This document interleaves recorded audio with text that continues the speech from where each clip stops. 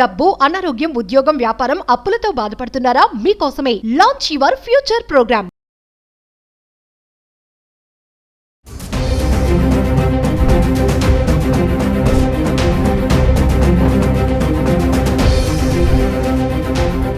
నమస్తే, welcome back to Suman TV. Present మనతో పాటు ఉన్నారు consumers affairs committee chairman Mandari Krishna Reddy గారు.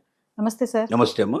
సార్, బంగారం ధరలు చూసుకుంటే 1,00,000 చిల్లర్లోనే ఉంది. అంటే ట్రంప్ 50% టారిఫ్ ఎఫెక్టే చూసుకుంటే అంటే ఎంతవరకు పెరగొచ్చు అంటారు, ఎంతవరకు తగ్గొచ్చు అంటారు? అంటే కొంతమంది నిపుణులు చెప్పేది ఏంటంటే తగ్గితే 90,000, పెరిగితే 1,10,000 వరకు కూడా వెళ్ళొచ్చు బంగారం ధర అంటున్నారు. ట్రంప్ ఎఫెక్ట్ ఎంతవరకు ఉండొచ్చు అంటారు? అంటే ఒక ట్రంప్ ఎఫెక్ట్ వల్ల మాత్రమే బంగారం ధరలో తేడాలు వస్తాయని కనుక్కోవడం కరెక్ట్ కాదు. ప్రపంచం మొత్తం మీద ఉండేటువంటి అన్ని రకాల సంఘటనలు, అన్ని రకాల ఆలోచనల మీదనే ఆధారపడి బంగారం ఉంటుంది. అంటూ ట్రంప్కు సంబంధించిన కూడా కొంత భాగం పనిచేసే అవకాశాలు ఉన్నాయి. మనం ఇవాళ చూస్తే కొంచెం తగ్గుమతున్నట్టు స్వల్పంగా కనపడుతుంది, తగ్గినట్టుగా కనపడుతుంది. కానీ ఈ స్వల్పంగా ఒకరోజు 50 రూపాయలు పెరగడం, 100 రూపాయలు పెరగడం, తగ్గడం అని కామన్గా జరిగేటువంటి విషయాలు. ఇప్పుడు సహజంగా ఎందుకు స్వల్పంగా తగ్గింది? ఒక ట్రంప్ కారణమే తీసుకున్నట్టయితే, ట్రంప్ మనకు మరి రష్యాతో జరుగుతున్న యుద్ధం ఏదైతే ఉందో, రష్యా అధినేతతో కూర్చొని ఇద్దరు కూడా డిస్కషన్ చేశారు. దీన్ని ఎట్టి పరిస్థితుల లోపల యుద్ధాన్ని ముగింపు దశకు తీసుకురావాలనేది కోరడం జరిగింది. సుముఖంగా చర్చలు జరిగాయి. తొందరలోనే యుద్ధం ముగింపుకు వస్తుందనే ఒక నమ్మకాన్ని కలిగేటట్టుగా వార్తలు బయటకు వచ్చాయి. ఇది ఒక ముఖ్యమైన కారణం. భారతదేశంతో ఉన్నటువంటి సుంకాల విషయంలో కూడా రాజీ ధోరణి కొంత కనబడుతుంది. ఇంతకుముందు డిస్కషన్స్ ఉండవు, ఎట్టి పరిస్థితుల్లో ఇంకా ఏ రకంగా కూడా నేను వాళ్ళతో చర్చించను అని చెప్పినటువంటి ట్రంప్ మళ్ళీ చర్చలు ప్రారంభమైనాయి. చర్చలు సుముఖంగా జరుగుతున్నాయి. తప్పనిసరిగా సుంకాలు దిగొస్తాయనే ఒక నమ్మకాన్ని, విశ్వాసాన్ని మన ప్రతినిధులు కల్పిస్తున్నారు. అప్పుడప్పుడు మధ్య మధ్య ప్రకటనలు చేస్తున్నారు. ఇది కూడా కొంత కారణమై ఉండే అవకాశాలు ఉన్నాయి. అలాగే ఎక్స్చేంజ్లు కూడా ఏవైతే ఉన్నాయో, స్టాక్ ఎక్స్చేంజ్ల్లో కూడా కొంచెం స్పీడ్ అందుకుంది. ఒక రోజు 2 రోజులు బాగా ఎక్కువగా నష్టపోయినటువంటి మార్కెట్లు ఇప్పుడిప్పుడే మళ్ళీ కోలుకొని కొంచెం పెరగడానికి అవకాశాలు కనబడుతున్నాయి. ఇవన్నీ రకరకాల సూచనలు దీంట్ లోపల.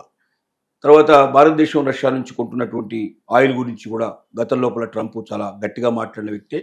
ఇప్పుడు మళ్ళీ రష్యా దగ్గరికి వెళ్ళి మాట్లాడాడు కాబట్టి దాని గురించి మళ్ళీ పెదవెత్తకుండా రష్యా బహుశా ట్రంప్కి ఆ విషయంలో కొన్ని సూచనలు చేసుకుంటుందని మనం భావించవచ్చు. నిరాయుక్తంగా మనకు కావాల్సినటువంటి ఆయిల్ మనం కొనుగోలు చేసుకోగలిగే పరిస్థితి మనకు ఏర్పడుతుంది. ఇలాంటి అనేక రకాలైనటువంటి కారణాలు తీసుకున్నట్టయితే డెఫినెట్గా కొంచెం తగ్గుముఖం కనిపిస్తోంది. శ్రావణ మాసంలో ఎక్కువ మంది స్టిల్ కొంటున్నారు. తగ్గితే మ్యాక్సిమంగా తగ్గితే ఇంకొక 10,000 తగ్గి 90,000 దాకా రావచ్చు. పెరిగితే కూడా ఇంకో 10,000 పెరిగి 1,10,000 దాకా రావచ్చు. ఇంతకన్నా మించి మాత్రం ఇంత తొందరగా మార్పు వచ్చే అవకాశాలు కనపట్టలేదు. టైం పడుతుంది. అంటే మనం శ్రావణ మాసం వరకు మనం తీసుకున్నట్టయితే ఇంతకన్నా మించి కనపడకపోదు. 10,000 ఎక్కువ కానీ 10,000 తక్కువ కానీ వీటిని దృష్టిలో పెట్టుకుని పర్చేజ్ చేయడం చాలా అవసరం. ఎందుకంటే తగ్గుతుంది, కొంచెం తగ్గింది, ఇంకా తగ్గుతుంది అనే ఆశతో కొనకుండా ఉంటే కూడా మళ్ళీ పెరిగితే 10,000 రూపాయలు డిఫరెన్స్ వచ్చినట్టయితే మరి తులానికి 10,000, 5 తులాలు కొనుక్కున్నా, 10 తులాలు కొనుక్కున్నా 50,000 డిఫరెన్స్ వస్తున్నా కూడా మహిళలు ఎక్కువ కంగారు పడుతుంటారు. ఎందుకంటే బంగారం అంటే మహిళలు అంటే బంగారం ఎక్కువగా అటాచ్ అయి ఉంటారు. కాబట్టి ఒక 10 రూపాయలు 50 రూపాయలు తేడా వచ్చినా తగ్గినట్టుగా ఉంటుంది. కొంచెం పెరిగినా పెరిగిపోయిందని అనుకుంటారు. వాళ్ళు అనుకోవడమే కాకుండా చుట్టుపక్కల వాళ్ళందరికీ, వాళ్ళ ఫ్రెండ్స్ అందరికీ ఫోన్లు చేసి మరి ఇన్ఫర్మేషన్ అందించడం. ఇవాళ మనకు వాట్సాప్లో వచ్చాయి కాబట్టి వాట్సాప్లో ఇన్ఫర్మేషన్ పంపించడం ఇట్లాంటి సహజంగా జరుగుతుంటాయి. ఆందోళన పడాల్సిన అవసరం లేదు.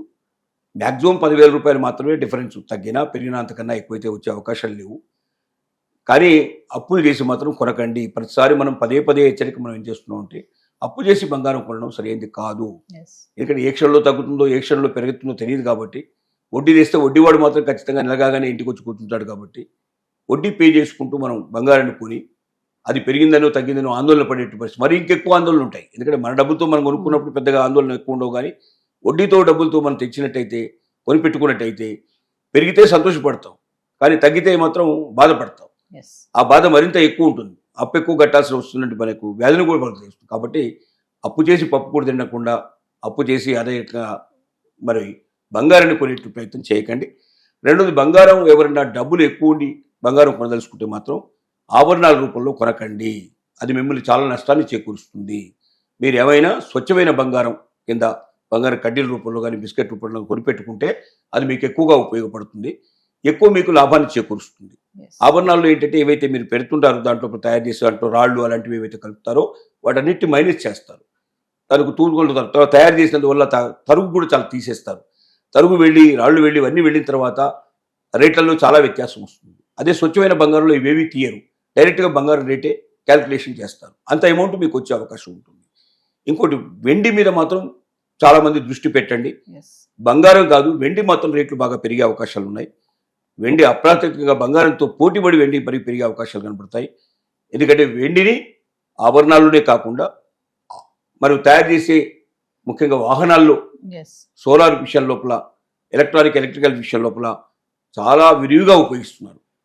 చాలా భారీ ఎత్తున వెండి కావాల్సిన పరిస్థితి ఏర్పడుతుంది. ఒక పెద్ద వాహనాన్ని తయారు చేయడానికి సుమారుగా 70 నుంచి 80 కిలోల వెండి ఉపయోగిస్తారు. Yes. అంటే ఒక వాహనానికి 80 కిలోలు కావాలంటే దాదాపు కొన్ని లక్షల వాహనాలు తయారవుతాయి ఒక సంవత్సరం లోపల. అంత ఎంత వెండి కావాల్సిన పరిస్థితి ఏర్పడుతుంది దాన్ని బట్టి అర్థమవుతుంది. అలాగే సోలార్ సిస్టమ్ ఇప్పుడు బాగా దేశమంతా విజృంభిస్తుంది, విపరీతంగా పెడుతున్నారు. ఎక్కువ సోలార్ ప్లాంట్లు వాడటం వల్ల వాటిలో ఎక్కువ వెండి ఉపయోగించే అవకాశాలు ఉంటాయి. కాబట్టి ఎప్పుడైతే పరిశ్రమల్లో వెండిని ఉపయోగించడం ప్రారంభించారో అప్పటి నుంచి వెండికి చాలా విపరీతమైన గిరాకీ పెరిగింది. ఒకరోజు కాకపోయినా ఒక రోజులో సంవత్సరాంతంలో చూసుకున్నట్టయితే వెండి ధర బంగారం కన్నా మించి పెరుగుతుంది. కాబట్టి ఆదాయం పొందాలనే ఉద్దేశంతో బంగారం కొనేవాళ్ళు ఎవరు ఉన్నారో బంగారం కన్నా వెండిని కొనండి. వెండి తక్కువ ధరలో ఎక్కువ వస్తుంది, Yes. అలాగే వెండి లాభం కూడా ఎక్కువ తెచ్చిపెడుతుందని మాత్రం ఖచ్చితంగా మనం చెప్పడానికి అవకాశం ఉంది. Thank you.